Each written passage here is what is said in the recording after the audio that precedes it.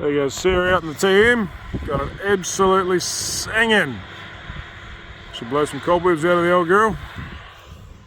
Apart from the headlands, this stuff actually came up pretty well, so yeah, not really complaining. And there's another wee bit over there, so there's 3 hectares in this paddock in total.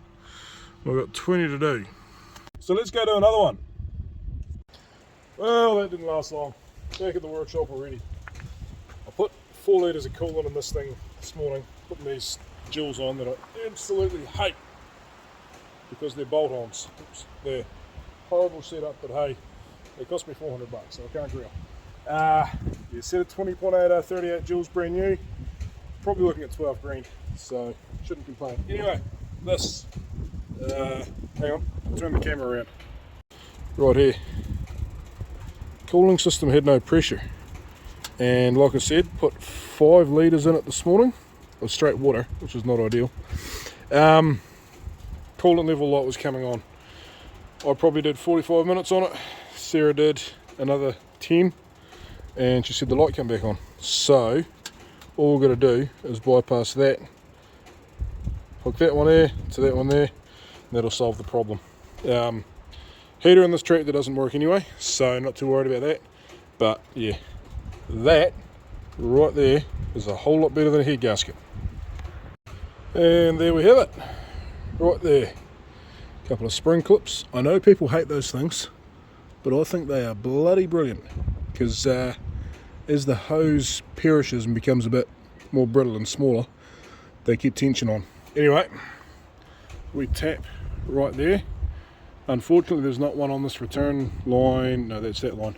This one here. Otherwise, I would have just been able to turn the taps. But yeah, that one's off, so no coolant's going to flow through it. So it's not going to upset the flow of coolant controlled by the thermostat housing right there. So I'm going to top her up with a bit of water and go and get back into it. We are going to have to be very careful now with this tractor. It's going to need its coolant changed at some point soon, because it's probably getting pretty weak now. So might only be 5 or 10% concentration. Well, it should be more than that. Should have been like 30% when we did it, and I've just put 5 litres extra in, plus I'm probably going to put another 5 to 10 litres in, so I don't know, might be getting to 15-20%, but -7, -8 degree frost over winter, that could result in a cracked block. So it's okay over summer. We'll run it for a wee while, and yeah, at some point just go buy another drum. I'll probably just get a drum of premix, but I don't know, we'll see how it stacks up price wise. And yeah, give her a flush out, put some new coolant in. Should be good for another 4 or 5 years. I have got this coolant here, which is for the T7. Was also used in the old CVX we had, but it's a special kind of coolant, and I don't know if it is the same as what's in that. Looking at the colour, I think it probably is. It's a real dark blue, almost purpley colour, but if you mix 2 types of coolant that aren't compatible, they can gel, and they can turn into a real crappy mess inside your radiator, which A, stops your engine cooling, and B, means you've got to get it all professionally flushed out at quite a cost, and your tractor's out of action when you're doing that. So yeah, better playing it safe than sorry there. I know that drum, or is it down there, is good for the T7, so we're going to use it. But yeah, for this old girl, the steel block, steel head, pretty much all steel, we'll just use the old traditional antifreeze. It's only the anti-corrosive properties that we're really worried about at this time of year. Obviously frost over winter, but yeah, the other one's got a bit of aluminium in it, and it's quite corrodable, so you've got to use the right antifreeze. Just let it trickle in there. Only took probably 1.5 litres to fill this up. Once we've filled that up, we've got to fill that bottle there up, but this will bleed back through into that, so it'll partly fill that. Once this is overflowing, we'll put that cap right here back on, seal her up. That should be good. And she's away again. Big ugly jewels on, but they do a good job.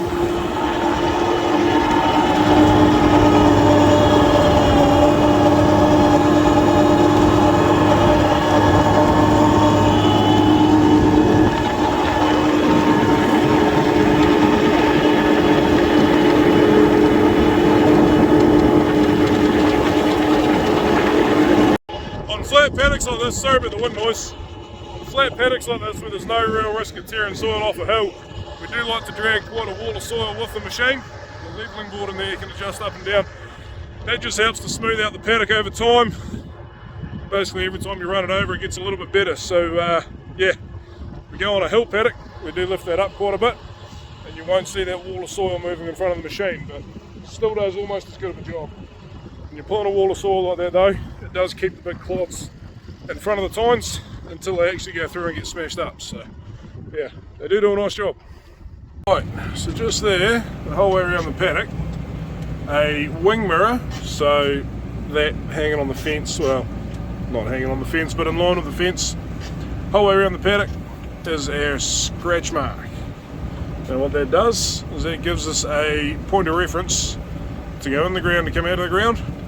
So we're going to turn the inside of the paddock that way and back this way, on opposite sides obviously, and then we just go round and around the headland and plough it all in.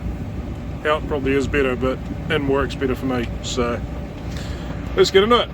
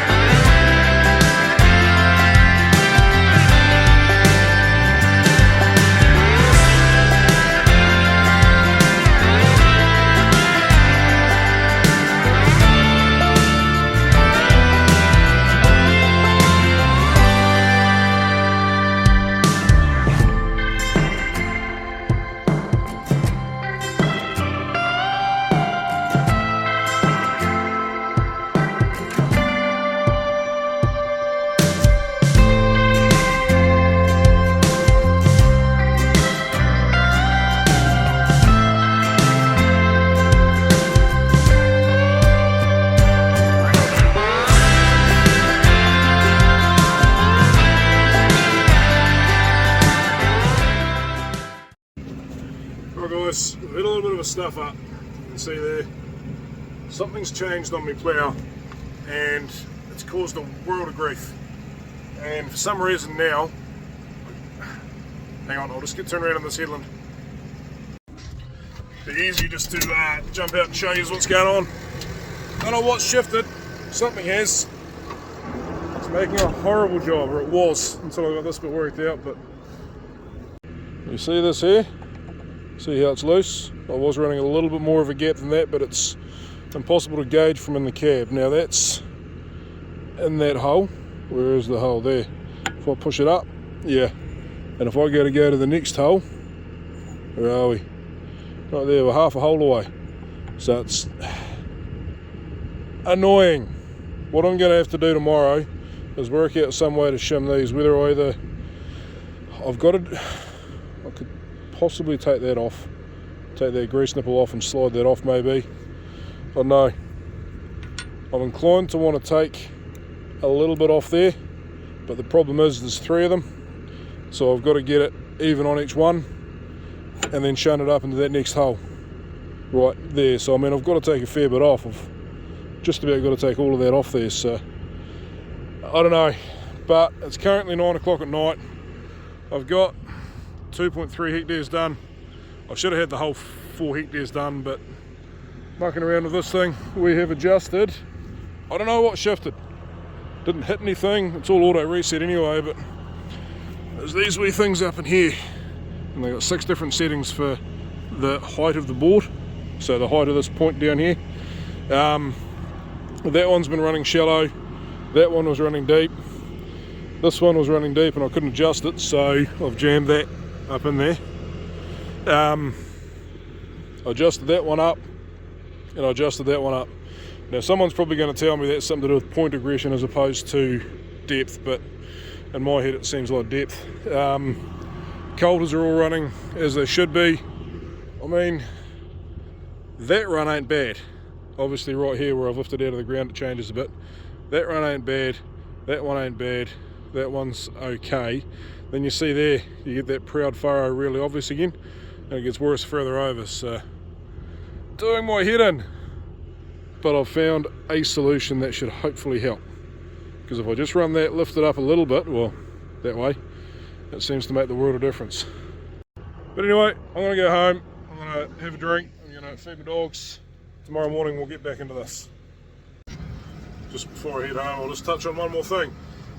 This paddock was the second year we did swedes. So, second year on the new rotation, so there was like a 40-year gap in between.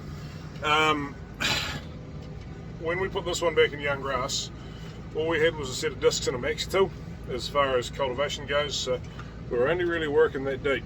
And I did notice in that maze flat out the back, it was really, really tight.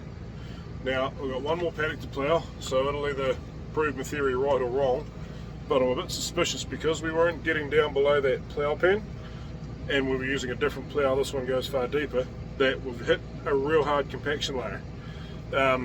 Have noticed the other paddocks I've done this year, which were either subsoiled or grubbed, and the grubber does get down below the plough level, not by much, but it does by a bit.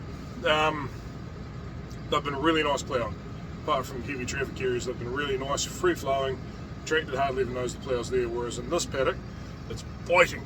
Sort of goes alright and then it just digs in, and of course it pulls everything down, and yeah, it's just not enjoyable. So hopefully that is a big part of it, and hopefully that's what's caused this issue with the plough, because I can't think of anything else that has.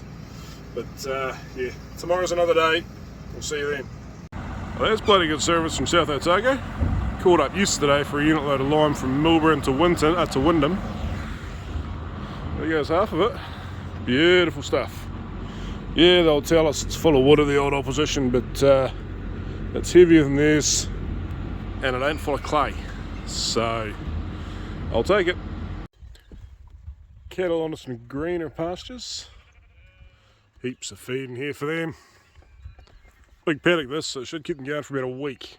Get on top of some of this rough stuff and yeah, make the quality a little bit better for the sheep.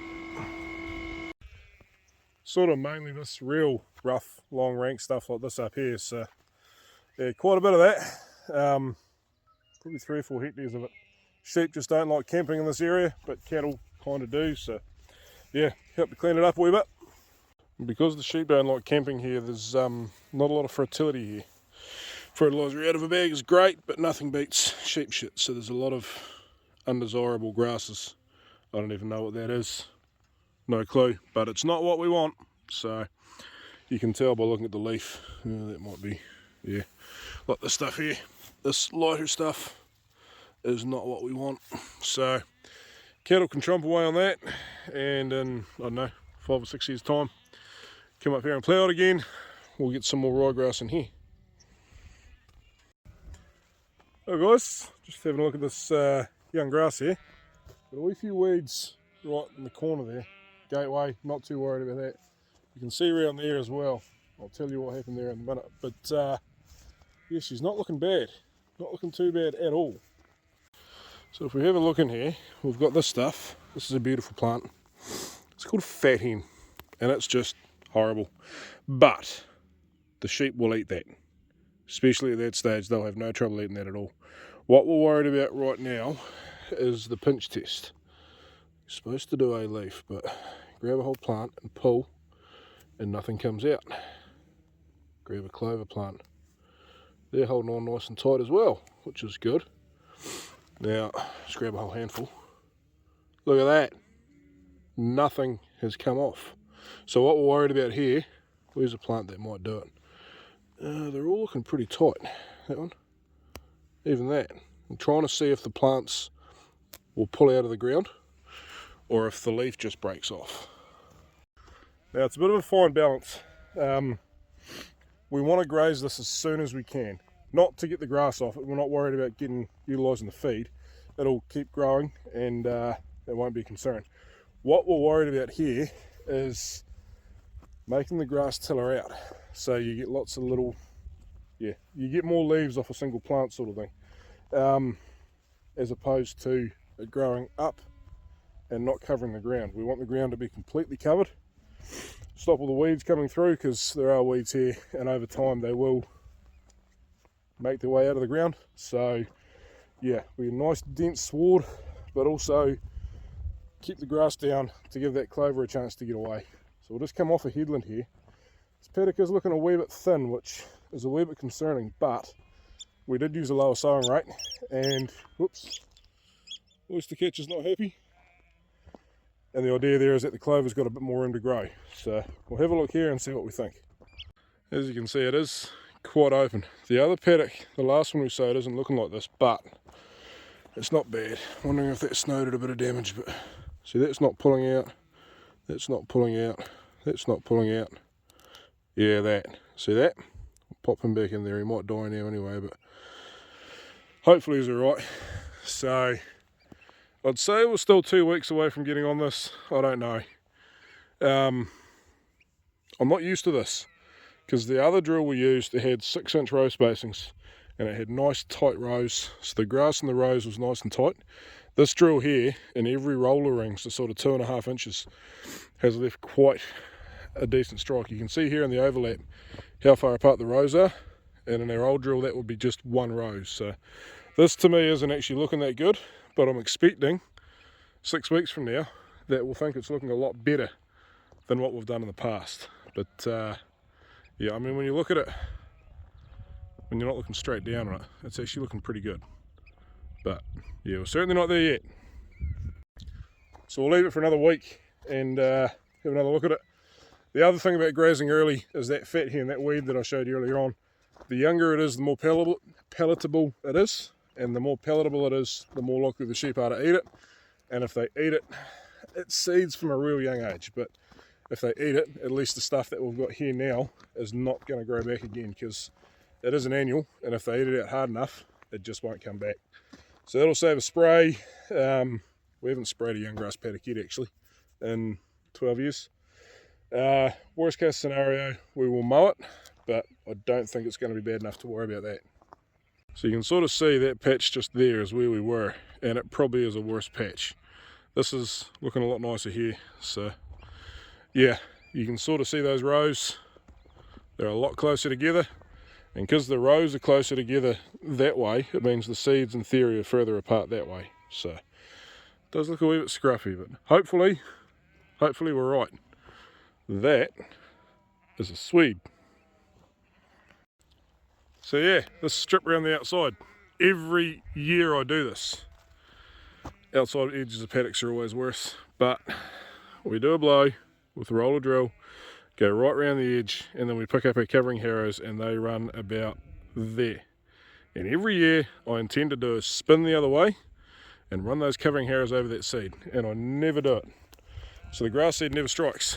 When the grass seed never strikes, it's real obvious just down there. Well, some of it strikes less. The weeds grow. So one day I'll learn. Well, you wouldn't believe it, guys. 2 minutes of hunting around the workshop and I might have found my shim. It's not what it's meant for, but if it fits, which it'll be tight, it will do the job. Well guys, she fits just, but it fits, and that should be sitting in pretty much the right place. And we have, where are we? That one there, half a hole. So that should hopefully work out pretty perfectly. Oh, that is the epitome of winning at life. Right there. All that time, that effort, that money paid off. Alright, we'll go get back into it once he's got that shut.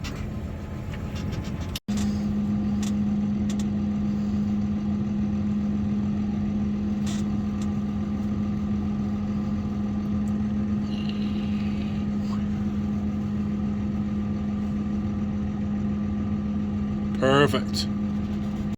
That's all good. Good man.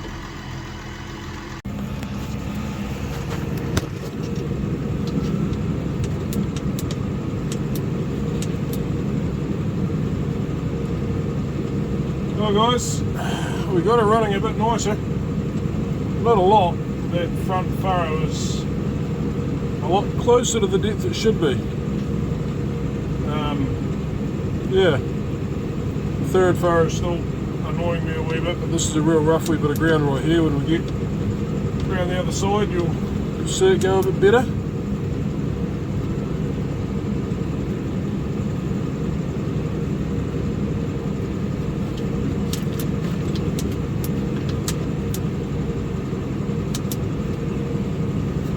Angle it up a wee bit for you so you can actually see the finish, as opposed to just what the plough's doing, because that looks ugly, but the finish is a bit nicer.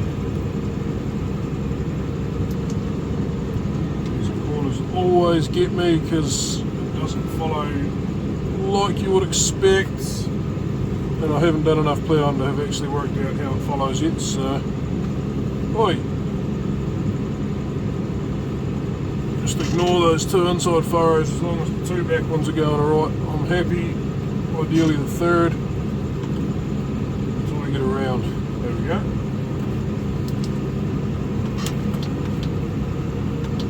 Come on, turn her up.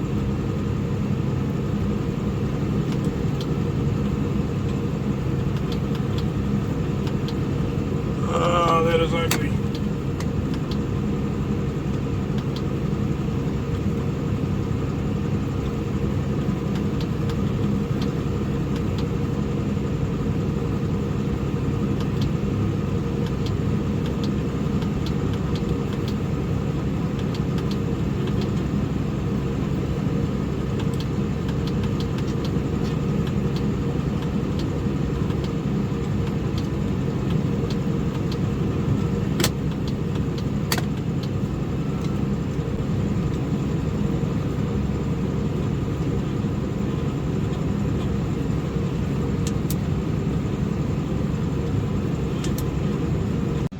There we are, we'll finish that paddock. Pulled up at 3.78 hectares, so that is awesome. Got to get 6.22 out of the other one, and we'll be bang on 20 hectares for the whole job. So we've got to go on right in the end. I think it's just this paddock that's causing headaches, it's just so tight. That should be soft, but it's hard as, see that bit there come up a bit softer. Just doesn't want to break, and that's what these ploughs are trying to do, so. Yeah, still got that issue. That is the third furrow, that's the back furrow. That's the front furrow, still sitting shallow compared to that one. I am fighting that. We're getting really good coverage. We haven't got bugger all grass showing. Excuse the headlands, I'll show you that in a minute, they're always a bit ugly. But I mean, you look out there, that way, there's the odd little hump like that, but I'm going to have the roller on the front of the tractor when we pat harrow, I'll push most of that down. But I'd just love to get my ploughing to be level instead of this business of it always being like that.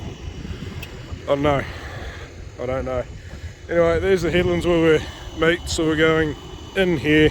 We've turned onto it. It's a bit ugly, Pat Harrow takes care of it. Not really much you can do about that with these ploughs. On pasture particularly, is what it is. You can see there where it looks a bit ugly, that's where I was having trouble. And you'll see it over there too, there's a few yellow spots where she's been biting into the clay in places. So all in all though, pretty happy. It will pair here nicely, and it should, weather permitting, grow a bloody good crop of swedes. So yeah, fingers crossed. Hi guys, back here in this last paddock, and ignore that. It's coming up not too bad, but I've had to make some sacrifices here. I'm not sure why, but the going is just really tough. So we've sacrificed about an inch and a half of depth. So we're probably getting 7 inches there. We've trimmed the furrow in. This here is bugging me. We're about to fix that problem, I think, and that one as well. But yeah, it's coming up a bit more level, which is fine. Most people only plough 6 inches deep, so I'm not too worried, but the other ones, you can just see one through there, not the one behind it, that's the neighbour's strip till. And then there's that one up there. We've got them nice and deep. And the other we run down by the river that we did for baleage the other day. So let's call this a trial. What's better, 6 to 7, 8 inches deep, or 8, 9, possibly even 10 inches deep? I'm going to pull the trash boards off this plough. which are these things here. Because what happened just, where are we, there, to make that one ugly, is that chunk from my scratch mark got caught in under here, where are we, in under there, and was causing lots of trouble. So it's been happening a wee bit in here. We'll trim down to about 16, 17 inch wide furrow. What do you reckon, Ted? Is it going alright, or do we need to try and make some improvements? Don't know. Yeah, so I'm going to pull them off, chuck them in the, or just chuck them by the fence somewhere. Just a quick job, and we'll see if that makes a difference.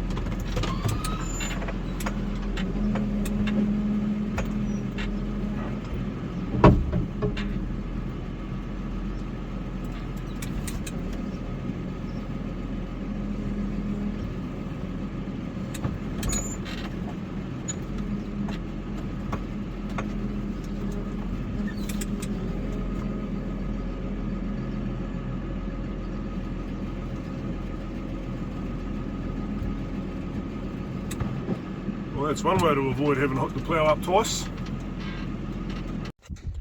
Righto guys, just got to very quickly go over this thing. So we've got a half flat tyre over there. Grease everything up.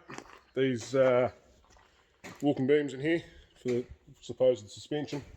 But yeah, give everything a good grease up, make sure she's good to go, run the motors, make sure they're not leaking oil, and yeah, if that wind stays away, which there's a very gentle breeze out there right now, but nothing to worry about. We'll get this lime on. Right, give her a quick wee spin up. Don't see any oil. Come out and have a wee look. She's getting pretty rusty back here, but it's all that nitrogen we put on last spring. That one's dry, that one's dry. Right, we'll give her a proper wee run. Right.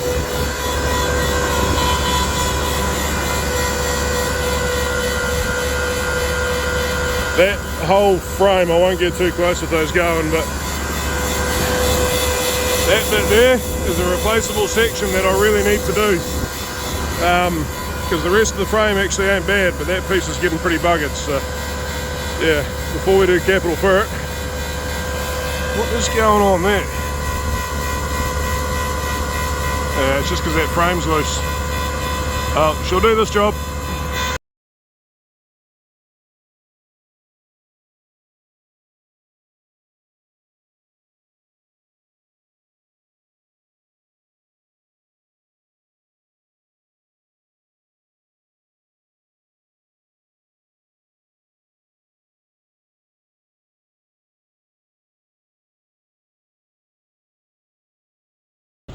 Well, should be about 6 tonne on that load. Loaded absolutely as much as you can get in it, heaped up real high in the middle, and obviously loaded right around the edge of the bin. I have had 8 tonne on it once before, but I don't think the axles are rated for that. And we are going to go over there onto that ploughed paddock. It's not that nice of a ride, so 6 tonne should be enough. Ploughed about 6 hectares over there. We're looking to put a tonne of the hectare on. Slime, hang on, I'll go and show you. So this stuff here, it's basically ground up limestone, and all we're worried about using this for is calcium in the soil, I think, to a degree, but predominantly keeping the pH of the soil right. So 6 to 6.2 is the perfect target range. Better to be a little bit light than a little bit heavy though, because yeah, you get above 6.2, you start locking up your phosphorus, which is your absolute key nutrient for growing grass. So we aim for around that 6 mark. Going into Swedes, obviously we grow roughly twice the amount of feed in a Swede crop that we would in a grass paddock for the whole year. So there's going to be a lot of urine in that soil, which is going to help acidify it. So we're just going to put this 1 tonne to the hectare on. That paddock is a pH of 6, and all soil tested. The one up on top way over that way is 6.1.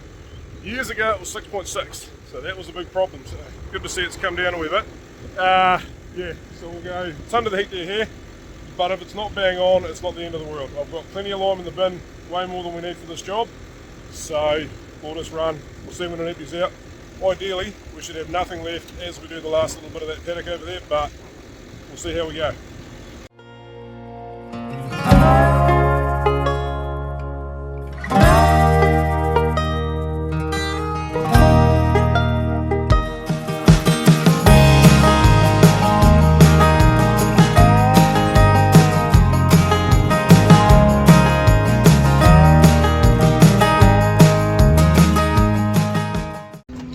Well, that sucks. That really sucks. We had no wind here before, and now we've got wind, which is annoying because this Melbourne lime, as beautiful as a product as it is very, very fine, and it does blow. So we'll get this load out, we'll do this paddock, and I think we'll park up. We've got a wee repair job to do on the front roller, just to push these furrows down a wee bit when we pair herring, but I think I might get that fixed up and then start with the pair herring, I think. Coverage is looking pretty good there. Sort of further over, maybe not quite so much, but we'll just look at that bit, eh? Well, there we go. 1 paddock done. Took long enough, but that is the downside to doing it over the furrow. Upside is we get to pair harrow that lime in. Just done a wee lap around the paddock to empty that out. Not quite empty yet, because there's a grate in there that I forgot to take out, and yeah, the lime sort of settles on top of it and it gets really annoying. So with a few bumps around this paddock, we'll get the stuff to shake down through, get it empty, pull that grate out, load her up again. Well, that sucks. I'll see if I can get it out. Got it. Doesn't look like it liked that weight of lime sitting on it very much. Yeah.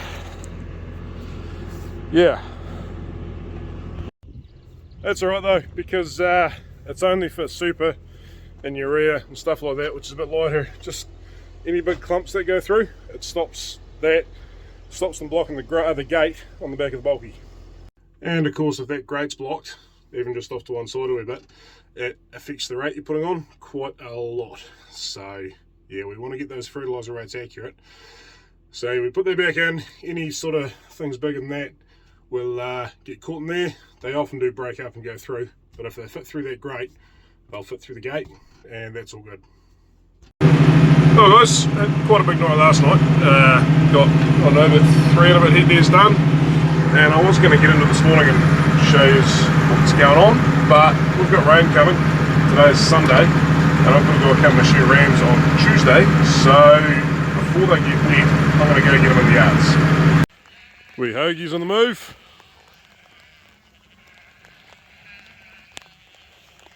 Heading through that gate there. Now this break is the one they had just before they were shorn, so this is, crikey, what's the date today? 13th. 15 days of growth, and it was grazed down. It wasn't grazed down real bare, but it was pretty bare, and well, there's a lighter patch, and there's a, well there, look at that, there's a more dense patch.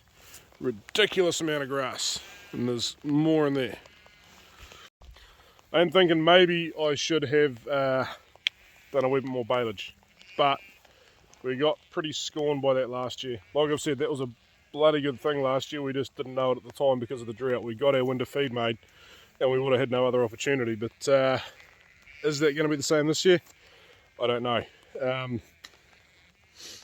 Yeah, we'll wait and see. Either way, these guys are going to do really well out of this. Has lost a wee bit of quality, but not too much. Like a few burnt tips and stuff there, but still nice lush green grass. The most important thing is that there's lots of this stuff in there. That's the protein source, that's the clover.